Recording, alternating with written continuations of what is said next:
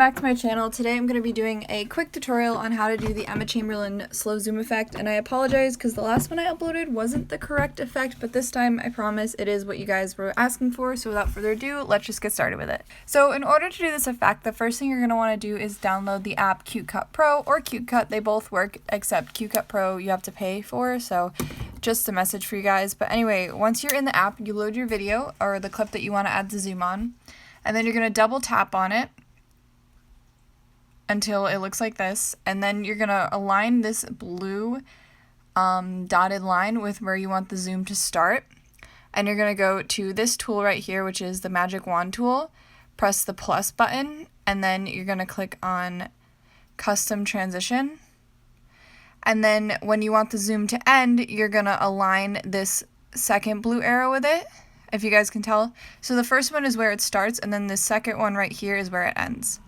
So then what you're going to do is it's going to pop up as like this blue box, and what you're going to do is take your two fingers and zoom in however much you want it, so that when it plays you get the slow zoom that Emma uses. So it looks like this. And this line is something.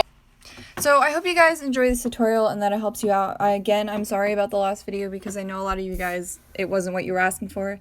But thanks again for watching, and I'll see you guys in my next video.